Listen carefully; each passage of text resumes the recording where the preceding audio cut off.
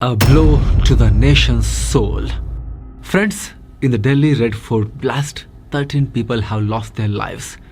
A terror attack right inside the national capital has shaken the conscience of the entire country.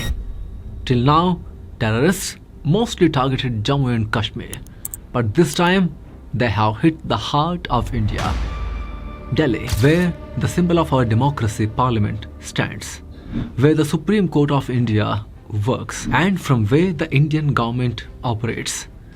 And the blast happened near the Red Fort, the very symbol of our independence and sovereignty, and from where every Prime Minister of India since 1947 has addressed the nation after hoisting the flag on Independence Day. Just 150 to 200 meters away from this sacred spot, a car explosion took place. More than 20 vehicles were burnt down on the spot. So naturally, across the country, the voice for revenge against Pakistan is getting louder and louder. Because after Operation Sindoor, India's Prime Minister Narendra Modi had clearly said, if any terror attack happens again, it will be considered an act of war. So now people are saying PM Modi must walk the talk. India must strike back. Another Operation Sindoor must be carried out. So amid all this, the big question is, will India attack Pakistan again within few months? Will we enter a direct war with a terror state? What are India's options now? Let's understand everything. Especially by the time we reach the end of this video, we will discuss a very practical solution for this entire Pakistan-sponsored terror menace. So please stay with us till the very end of this video, friends. A deep blow to India's soul. Friends, since Modi came to power in 2014, there hasn't been a major terror attack outside J&K, Jammu and Kashmir. Yes, there were small blasts in Rameshwaram Cafe in Bengaluru, Bihar and Madhya Pradesh, but no major casualties.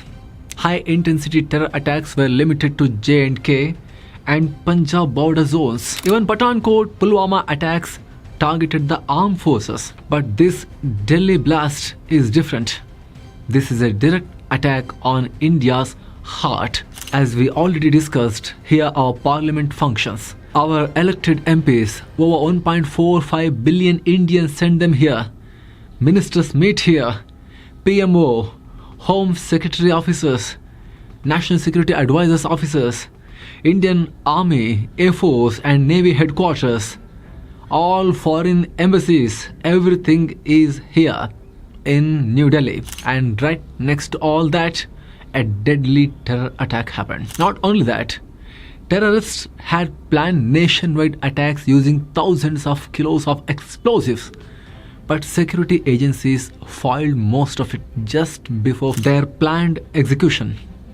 When their main plan failed, they carried out this desperate attack in Delhi. Had the Faridabad doctor module not been busted, God knows how big the tragedy could have been. That's why the public wants revenge. Act of war. Friends, people expect action because the government itself created these expectations. In 2016, when 4 Jaish terrorists attacked Uri Army Brigade in J&K, India responded with surgical strikes. Para Special Forces commandos crossed the LOC. They got into POK and destroyed terror launch pads and killed over 30 terrorists. And in 2019, after Pulwama attack, where 40 CRPF Jawans were martyred, India carried out the Balakot airstrike. This time not just LOC. Our Air Force crossed the international border and bombed Jaish terror camps inside Pakistan in Balakot. Over 100 terrorists were killed. And recently, after Pahalgam attack targeting tourists, innocent tourists, India went even deeper. Operation Sindoor. India hit Jaish and LET headquarters inside Punjab province. Yes, the Punjab province, the heart of Pakistan, or proper Pakistan if you want to call it like that. In these strikes, India struck Bahalpur, Muridke, where Lashkar and Jaish headquarters were located. India destroyed terror headquarters, places Pakistan never imagined India would enter. Pakistan panicked. And what followed was, as you're already aware, the 3-day conflict between India and Pakistan. Even in this military to military conflict, India hit almost all major air bases of Pakistan. Many still remain damaged. Repair work is going on under the tarpaulin. At the end, India didn't even officially say Operation Sindoor is over. Instead, India said, this is an ongoing operation. Operation Sindoor continues. If Pakistan misbehaves again, it will resume immediately, instantaneously. And India officially declared, any future terror attack from Pakistan will be considered act of war. So now, after Delhi attack, people believe India must strike again. But it's not that simple. It is complicated. Attack by local sleeper cells. The Delhi blast clearly has Pakistan's Jaish-e-Mohammed fingerprints. Their sleeper cells executed the attack. But Pakistan, as usual, denies involvement because they handled it from Pakistan remotely. They will say, we didn't do it. We don't support terrorism.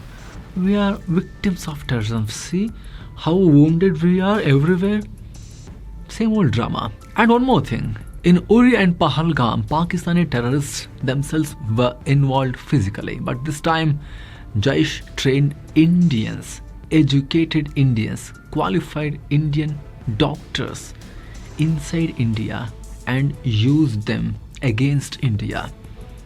The main accused, Dr. Umar Muhammad, is from Pulwama, India. 4 other doctors in terror network are also Indians. So now, India is gathering all the evidence against Pakistan to prove Pakistan's direct link to this attack and establish it in front of the whole world. We must strip Pakistan of its mask. Who trained these men? Who financed them? Where did the explosives come from? India must establish the trial between Pakistani handlers and these white-collar terrorists in India. Collecting evidence. Yes, step 1. Collect evidence. NIA and other agencies are already investigating. They are collecting every tiny sample from the blast site. Identifying the explosive used is crucial because terrorist groups often use signature materials. If we identify the explosive, we can identify the group behind it. Forensics are important. 5 doctors have already been arrested for illegal explosives and weapons.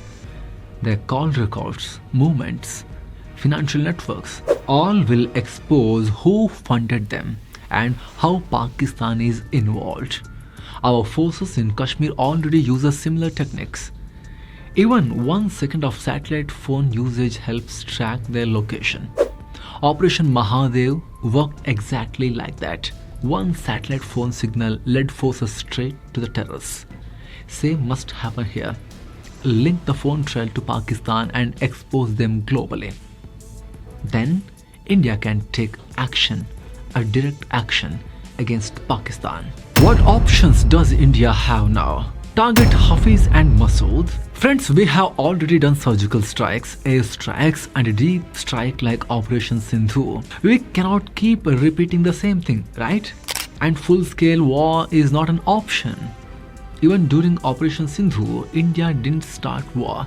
Pakistan provoked, then India retaliated. A brilliant analogy by none other than Pakistan's self-proclaimed Field Marshal Asim Munir explains this really well.